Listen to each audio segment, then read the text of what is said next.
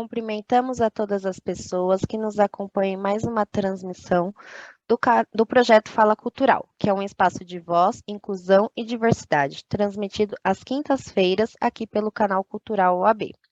Hoje temos a satisfação de receber o Dr. Arão dos Santos Silva, que é advogado, conselheiro seccional e presidente da Comissão de Ação Social e Cidadania da OAB São Paulo, que falará sobre o tema: o acesso dos mais pobres aos programas culturais. A palavra é sua, doutor.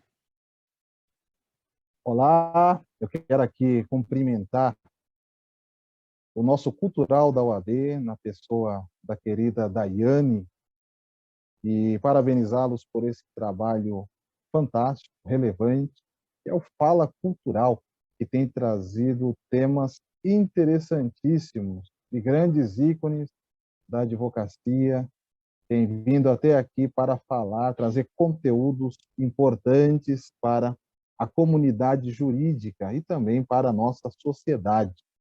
Eu quero aqui também cumprimentar a nossa diretoria, na pessoa da presidente Patrícia Vanzolini, o vice-presidente Leonardo Sica e o conselho seccional da OAB, do qual eu faço parte. Tenho a honra de fazer parte dessa gestão 2022-2024. Obrigado a você que está conosco, participando dessa live, onde nós traremos um tema de suma importância para a nossa sociedade.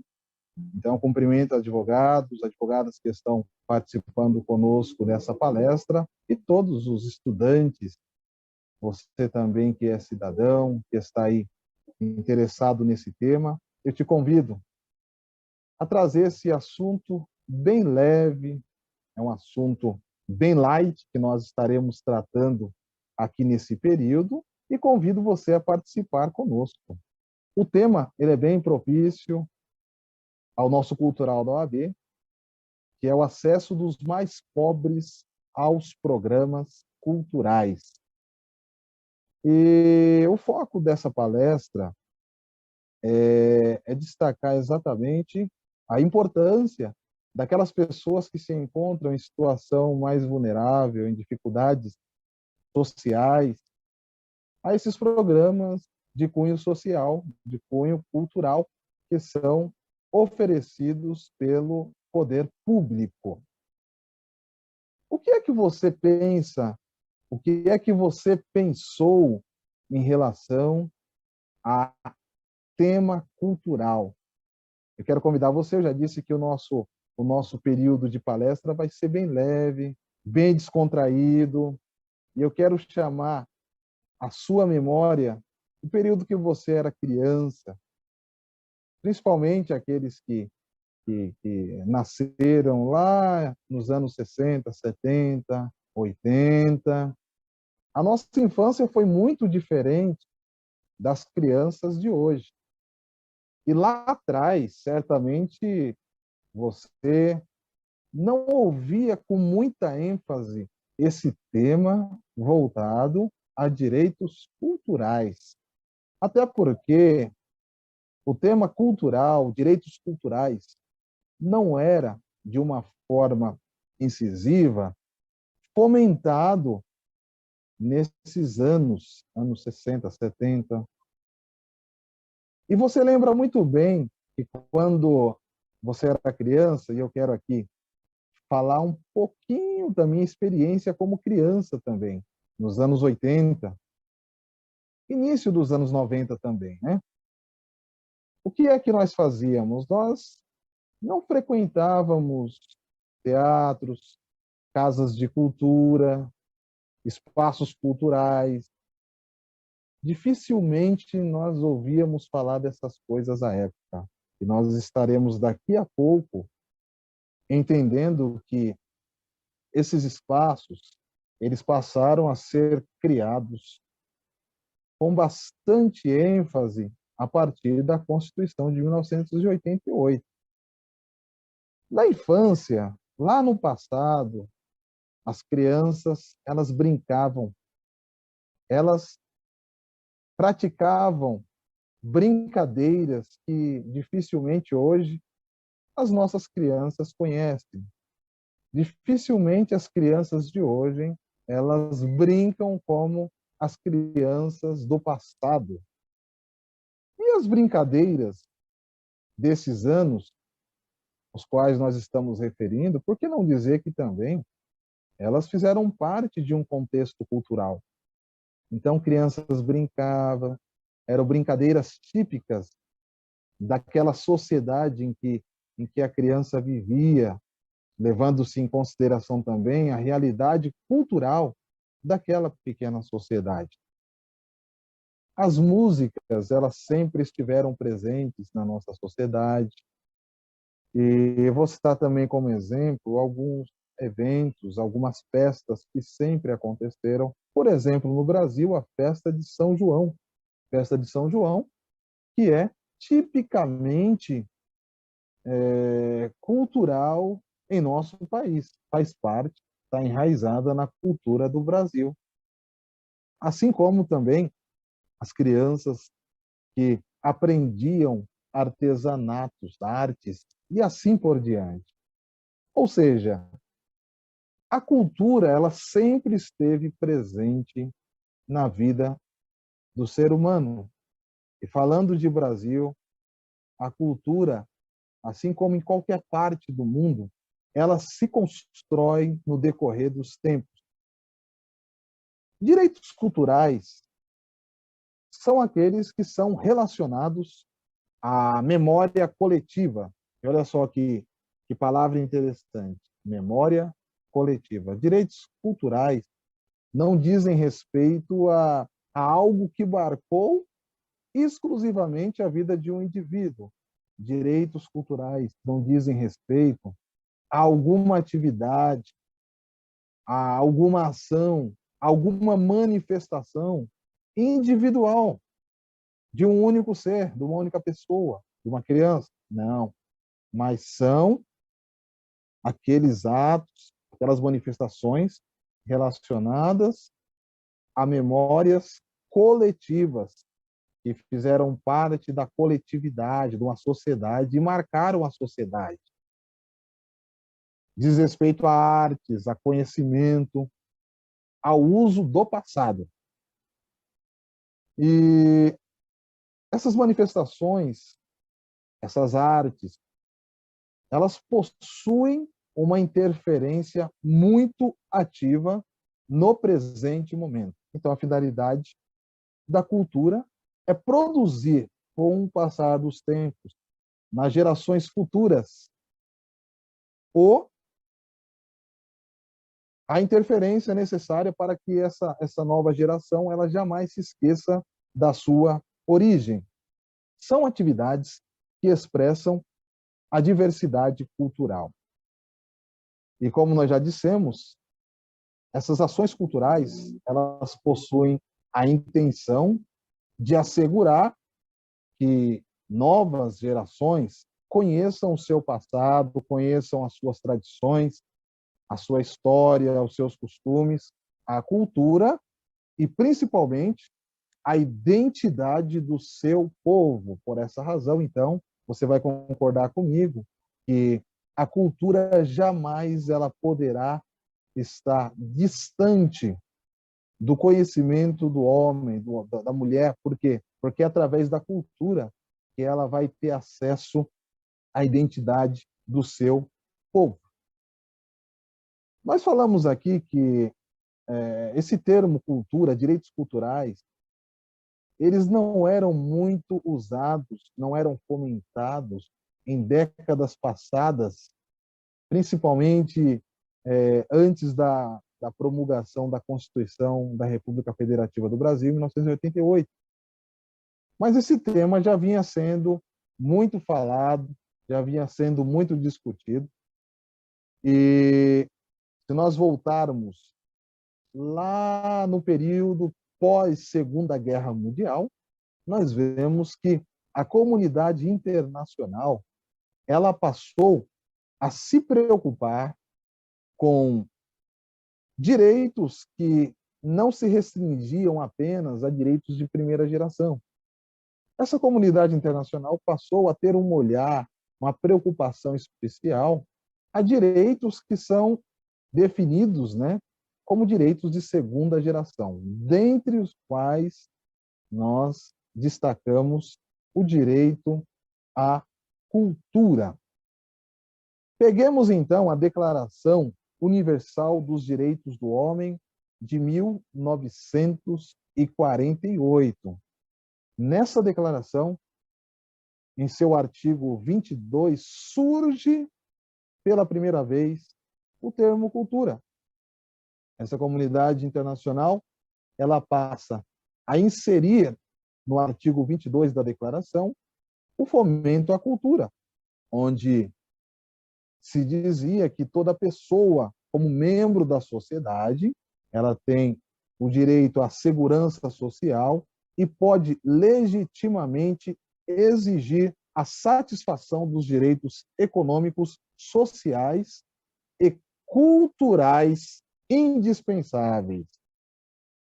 Estão observando aqui que na Declaração Universal dos Direitos Humanos surgiu, então, esse interesse, essa preocupação em fomentar a cultura. E isso graças ao esforço nacional e à cooperação internacional de harmonia com a organização e os recursos de cada país, conforme constou na Declaração Universal dos Direitos Humanos. E aí, na sequência, começaram a surgir tratados internacionais, e nós queremos aqui destacar, isso é importante, você que está acompanhando, para que nós possamos entender como foi que surgiu o fomento aos direitos culturais. No ano de 1966, aconteceu o Pacto Internacional dos Direitos Econômicos, Sociais e Culturais, conhecido como PIDESC. E se tratava de um acordo ou um tratado multilateral adotado pela Assembleia Geral das Nações Unidas e se encontra em vigor desde o dia 3 de janeiro de 1976. A finalidade desse pacto internacional, desse tratado, visava a concessão de direito à cultura às pessoas físicas. Então, nós vemos aqui que, após a inserção do termo cultura na Declaração dos Direitos Humanos em 1948, a comunidade internacional se reúne e celebra esse Pacto Internacional dos Direitos que abarca e destaca também os direitos culturais no ano de 1966. Posteriormente, nós vemos que esses temas eles foram ganhando espaço no mundo e a nossa comunidade local e regional, eu digo em nível Brasil e também América do Sul, passaram também a fomentar esse tema, de modo que, no ano de 1969, aconteceu a Convenção Americana sobre Direitos Humanos, que foi conhecida como o Pacto de São José da Costa Rica. E houve, nessa convenção, o tratado internacional entre os países membros da Organização dos Estados Americanos. E foi firmado durante a Conferência Especializada Interamericana de Direitos Humanos esse pacto, que entrou em vigor em 18 de julho de 1978. Então, nós vemos que esse tema foi ganhando espaço no mundo. Após o Pacto Internacional dos Direitos Econômicos, Sociais e Culturais da Assembleia Geral das Nações Unidas, esse tema veio para o continente americano. E a Organização dos Estados Americanos celebrou, por meio do Pacto de São José da Costa Rica, esse tratado internacional, que em seu preâmbulo, presta atenção aqui, no preâmbulo desse tratado, da Convenção Americana sobre Direitos Humanos, dispõe que sejam criadas condições que permitam a cada pessoa gozar dos seus direitos econômicos, sociais e culturais. Ou seja, está havendo aqui um olhar especial, está havendo aqui uma atuação muito incisiva da comunidade dos Estados americanos. A Organização dos Estados Americanos passa a adotar um pacto, né?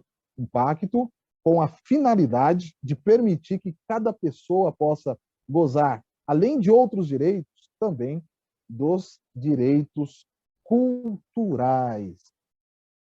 Isso foi um passo muito importante para que a Constituinte inserisse também em seu novo texto constitucional, no ano de 1988, esse tema, que é o tema de direitos culturais. O preâmbulo da Constituição Federal de 1988 teve como finalidade instituir um Estado democrático. E nós vemos nesse preâmbulo que esta instituição do Estado democrático, ela se destinou também a assegurar o exercício dos direitos sociais e individuais. Aí você me pergunta, tudo bem, o preâmbulo ele está falando de direitos sociais e individuais. Direitos sociais aqui nós classificamos como sendo gênero. E dentro desse gênero, nós destacamos várias espécies de direitos, dentre as quais nós queremos aqui destacar o que nós estamos falando nessa palestra, que são os direitos culturais. E os direitos culturais, ele foi destacado no artigo 4 da nossa Constituição, a Constituição da República Federativa do Brasil. O artigo 4 da Constituição dispõe que a República ela vai buscar o quê? A integração econômica, política, social e cultural dos povos da América Latina. Você percebe aqui que o artigo 4 da Constituição Federal, seguindo a proposta do Pacto de São José da Costa Rica, que trouxe a preocupação em difundir entre os estados americanos, né, esse termo cultura. Então, a Constituição, no artigo 4, seguindo essa orientação, ela nos traz aqui a finalidade de integrar culturalmente os povos da América Latina. E ele continua dizendo que visa a formação de uma comunidade latino-americana de nações. Então, o propósito aqui do Constituinte, no artigo 4 da nossa Carta, é difundir a cultura latino-americana, é difundir essa cultura. Mas a Constituição Federal, ela reservou também um espaço exclusivo para tratar da difusão e do fomento da cultura nacional. Nós vemos isso no artigo 5º, artigo 215 da Constituição Federal. O artigo 215, ele vem nos ensinar que o Estado ele vai garantir a todos o pleno exercício dos direitos culturais. Então, vamos lá. Essa primeira parte do artigo 215 da Constituição Federal, ela nos garante o pleno exercício dos direitos culturais. E esse pleno exercício não é um exercício, como eu posso dizer, um exercício incompleto, um exercício parcial, não, é um exercício pleno. É garantido a todos, não é uma parte da sociedade, são todos. E ele continua falando da garantia que é o tema do que nós estamos tratando aqui nessa palestra, acesso às fontes da cultura nacional. E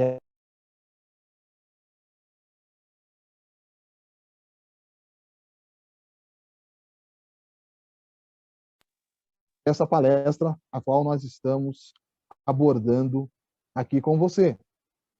O acesso às fontes da cultura nacional prevista no artigo 215, no seu caput da Constituição Federal. Ele continua dizendo que o Estado vai apoiar e incentivar a valorização e a difusão da manifestação cultural. O parágrafo 3º do artigo 215, ele estabelece que a lei, uma lei específica, claro, né, vai estabelecer o Plano Nacional de Cultura, de duração plurianual, visando o desenvolvimento cultural do país e a integração das ações do poder público que conduzem a... Nós temos aqui, então, vários objetivos do Plano Nacional de Cultura, que foi criado pela Constituição Federal, no seu parágrafo 3º do artigo 215, que é regido por lei específica. E dentre as finalidades, dentre os propósitos do estabelecimento e instituição do Plano Nacional de Cultura, nós destacamos, no inciso 4, a democratização do acesso aos bens de cultura. Eu repito aqui, democratização do acesso aos bens de cultura. Quando nós falamos de democratização, nós estamos falando de tornar público, nós estamos falando aqui de um direito de todos, participação de todos, sem exceção. Direito de todos ao quê? Ao acesso. Acesso aos bens de cultura, conforme prevê no inciso 4 do parágrafo 3º do artigo 215 da CF. Esses bens de cultura, eles precisam ser compreendidos, né? Bens de cultura diz respeito ao patrimônio cultural, seja esse patrimônio material ou imaterial. Os bens de cultura, eles possuem um valor representativo de uma sociedade. E nós estamos falando aqui de Brasil. Os bens de cultura possuem valores que representam um bem da nossa sociedade. São valores que identificam a origem da nossa sociedade. Esses bens são materiais ou imateriais e estão previstos no artigo 216 da nossa Constituição Federal. Esses bens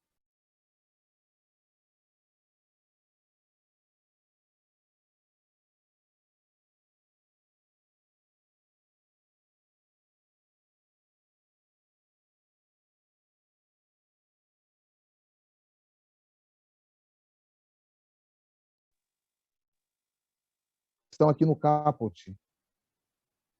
Portadores de referência à identidade, à ação, à memória dos diferentes grupos formadores da sociedade brasileira. No Brasil, nós temos alguns exemplos de patrimônio material e eu quero destacar aqui alguns.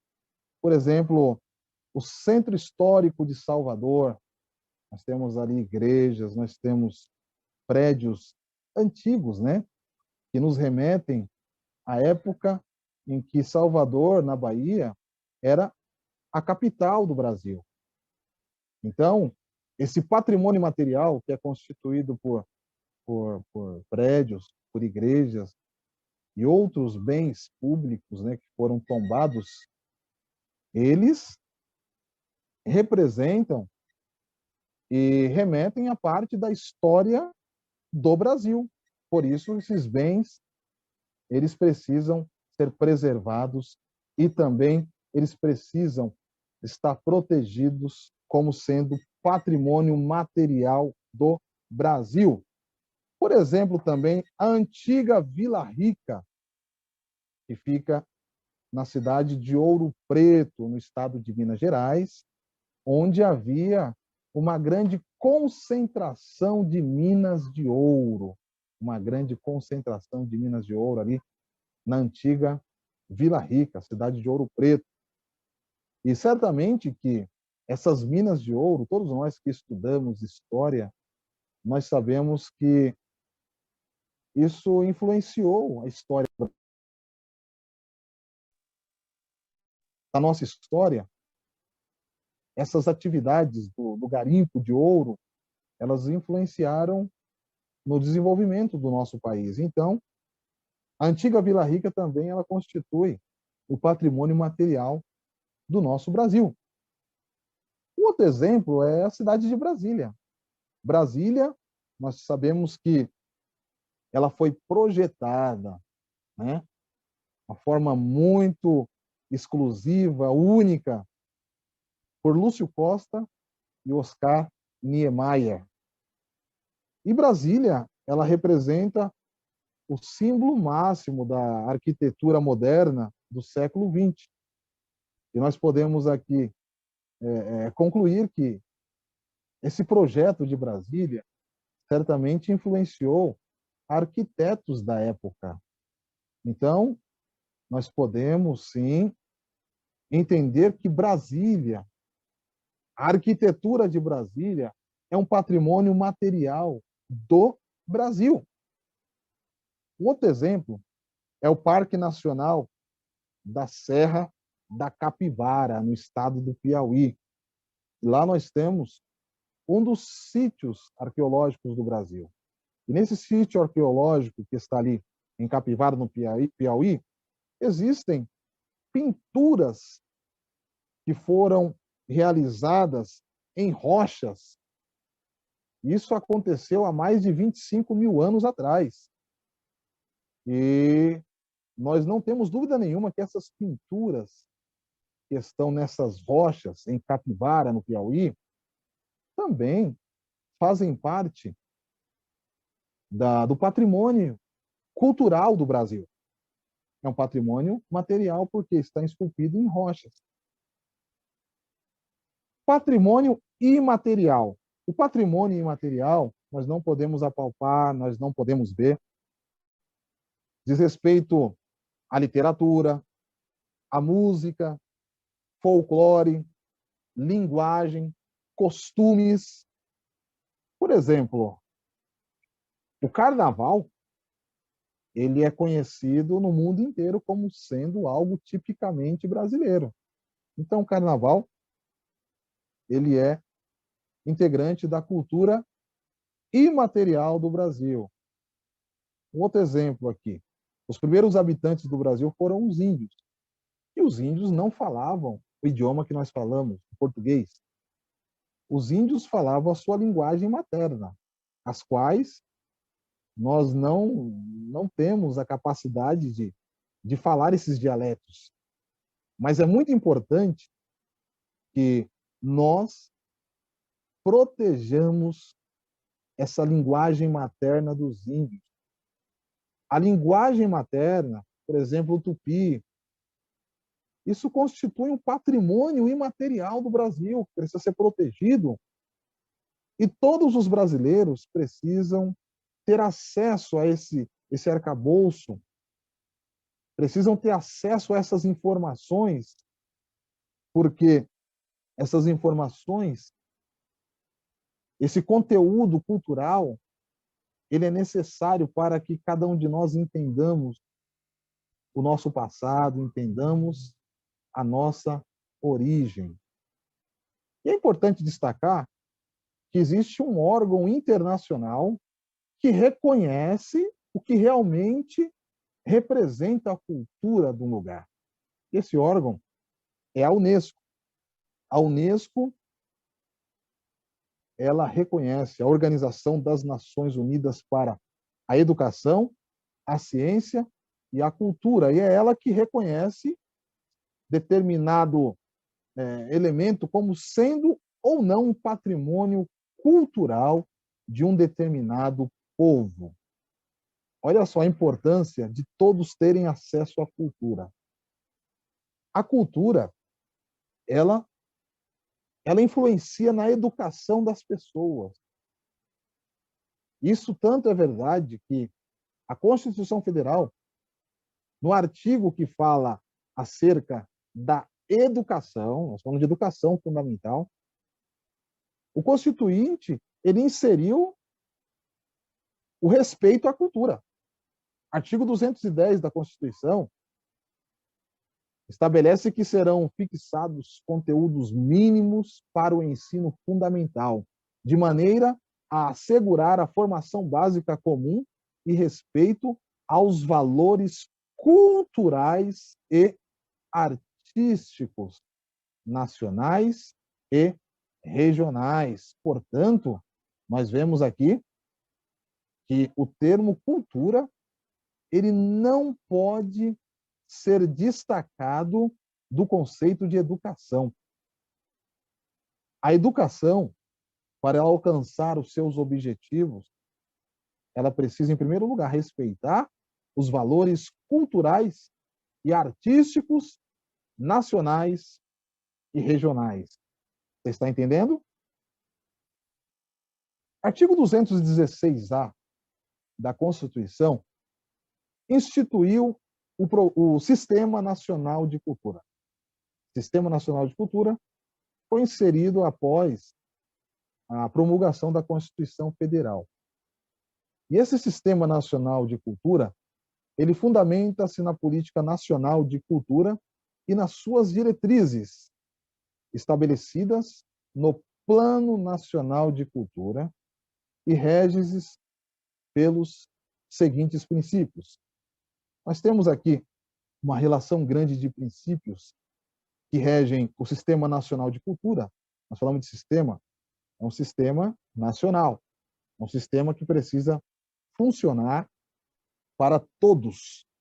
E para que esse sistema alcance a totalidade dos brasileiros, nós destacamos aqui alguns dos princípios que são fundamentais para que esse alcance ele obtenha o seu êxito. Vamos lá. O inciso 2 fala sobre a universalização do acesso aos bens e serviços culturais. Ou seja, o acesso a esses bens culturais, nós falamos de bens de cultura, né?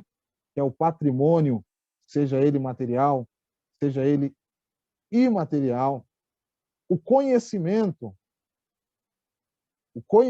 que nós devemos obter em termos de cultura, ele precisa ter o acesso comum a todos.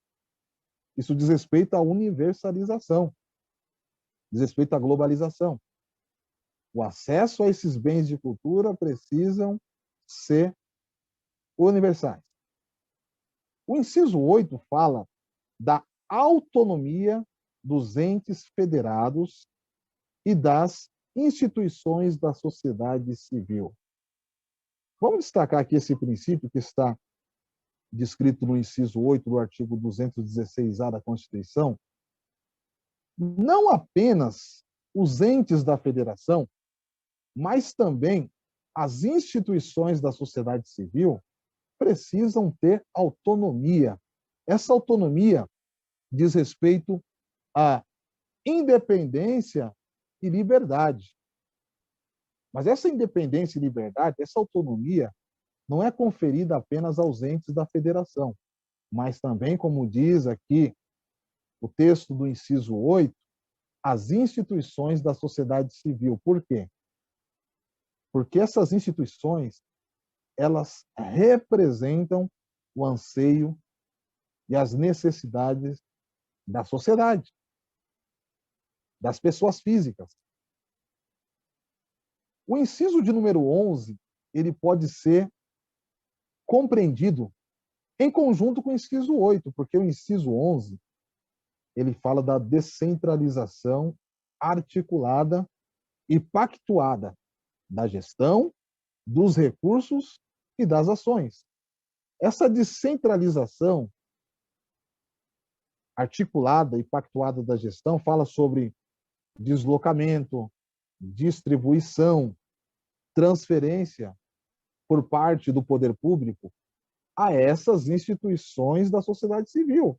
Então, o poder público, com base nesses princípios do inciso 8 e do inciso 11º, ele vai deslocar, ele vai distribuir, ele vai transferir de uma forma articulada a gestão, os recursos e as ações relacionadas aos direitos culturais. Inciso 9 fala das transparências e compartilhamento das informações. Informações culturais, elas necessitam ser compartilhadas com todos e, principalmente, nós estamos falando aqui sobre esse tema voltado às pessoas que estão em situação de desvantagem, pessoas pobres, pessoas que se encontram em situação de vulnerabilidade, que não têm acesso à informação.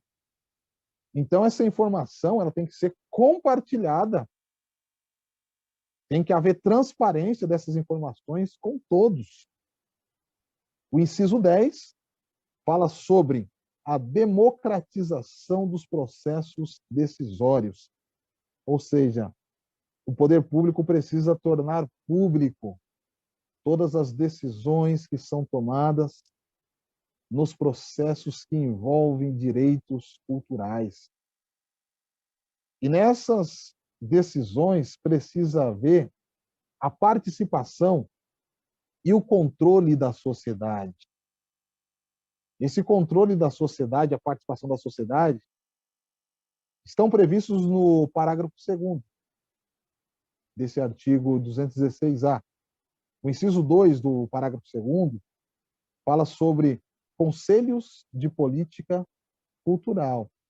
O conselho de políticas, seja da cultura, seja de outras áreas, ele sempre será composto por sociedade civil e governo. Então, o conselho sempre será paritário. E qual a finalidade de ter-se um conselho paritário?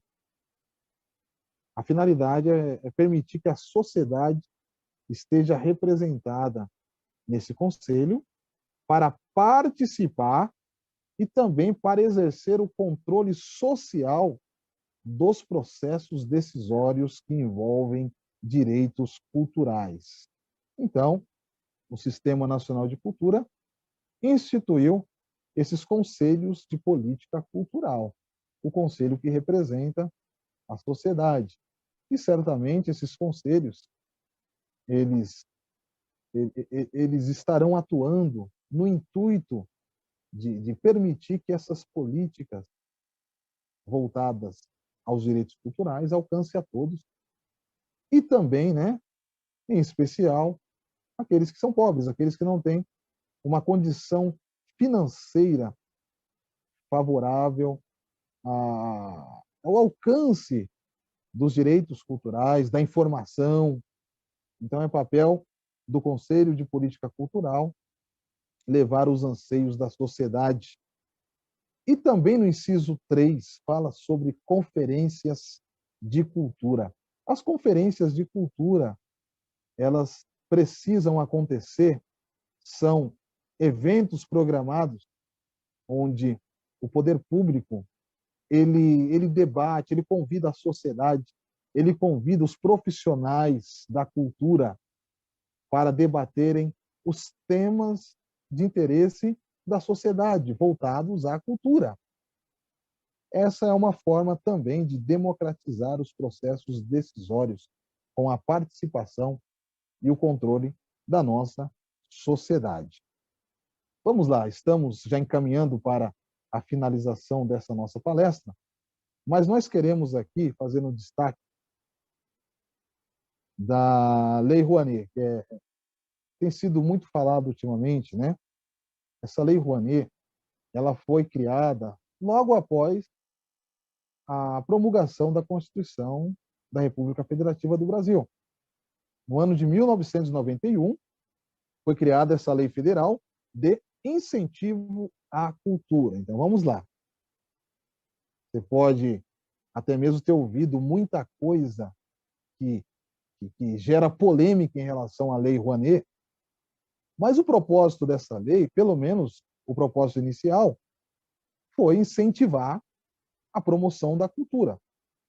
Essa lei que instituiu o PRONAC, que é o Programa Nacional de Apoio à Cultura. Foram estabelecidas várias diretrizes para a cultura nacional. Então, o objetivo foi esse. Foi estabelecer diretrizes para que a cultura do Brasil ela conseguisse ser difundida, para que os brasileiros pudessem fazer as suas manifestações culturais. E a sua base, a base dessa lei, ela visa o exercício dos direitos culturais e o livre acesso às fontes de cultura. Tá? Então, vamos lá, muito embora essa lei gere algumas polêmicas, porque envolve também o repasse de valores a personalidades artísticas, né? O objetivo da lei é fazer com que os profissionais da cultura, da arte, eles recebam incentivo para promover a cultura.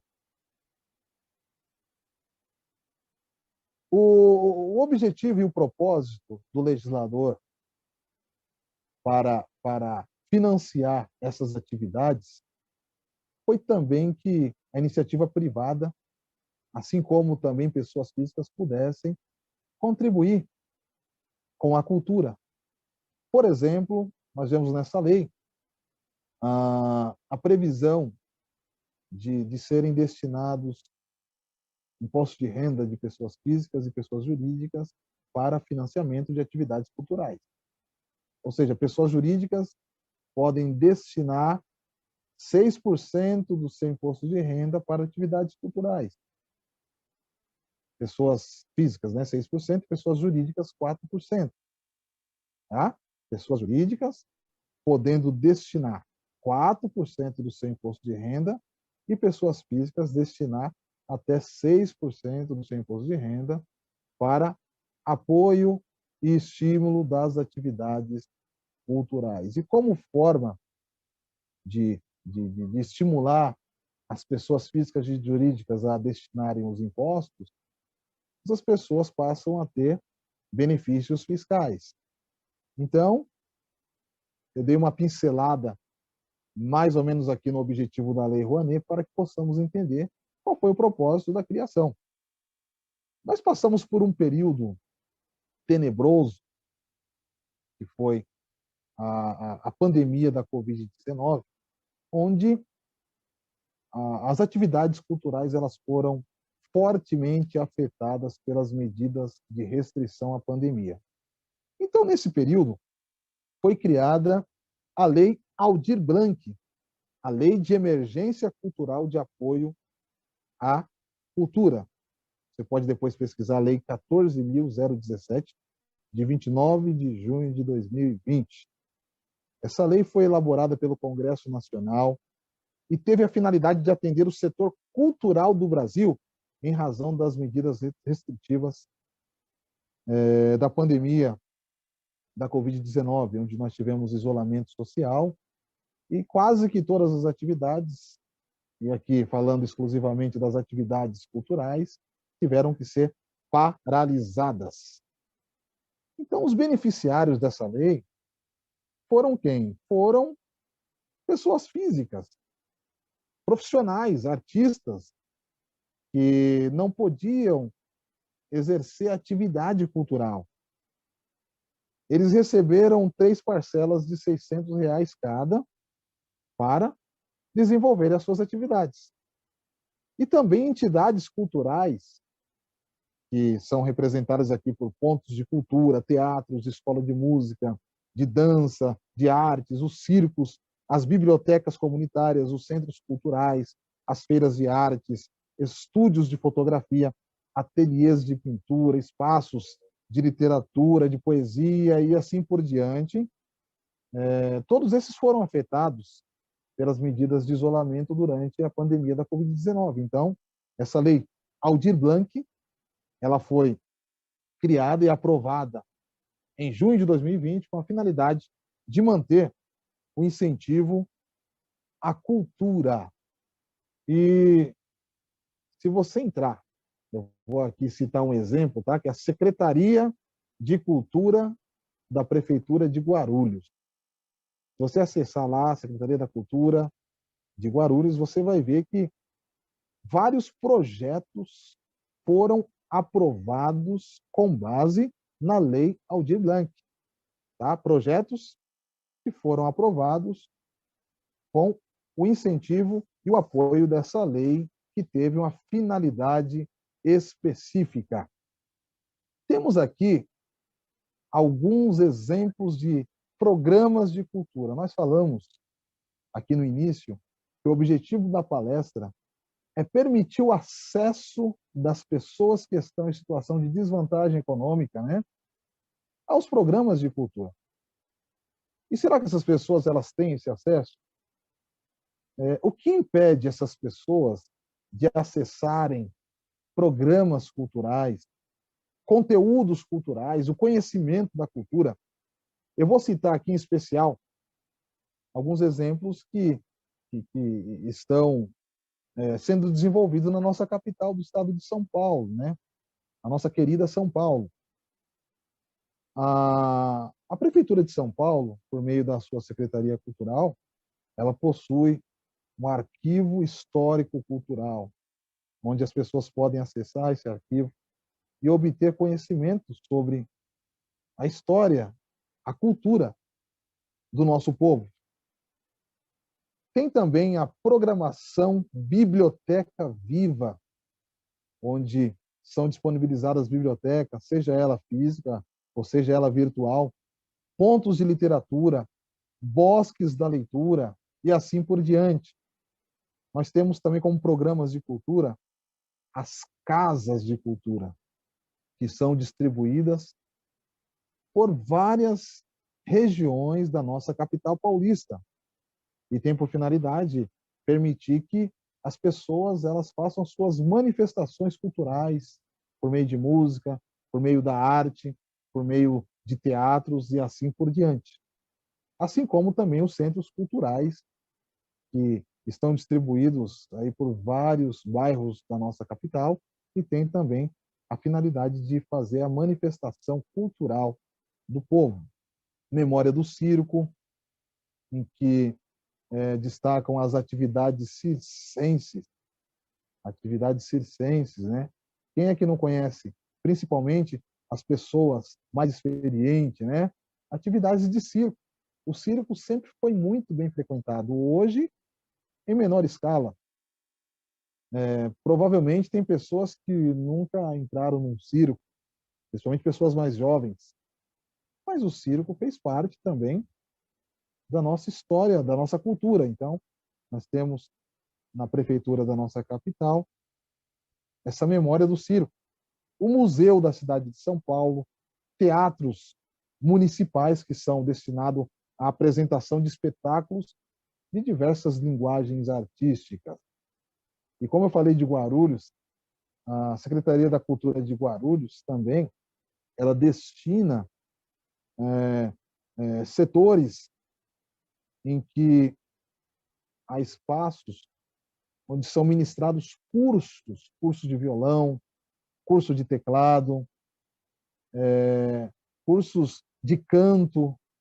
Tá? Então, nós temos em todas as nossas cidades esse departamento, uma secretaria de cultura que vai estimular a atividade cultural. E nós esperamos que com isso, com a atuação do poder público, mas também com a atuação de cada um de nós possamos fomentar, nós possamos permitir que todos, falamos aqui da democratização do acesso aos programas culturais, que todos consigam, sejam pobres, sejam ricos, mas que todos tenham condições de acessar os bens culturais. Eu te agradeço por participar dessa palestra e tenham todos vocês um ótimo dia, uma ótima tarde e uma ótima noite. Muito obrigado.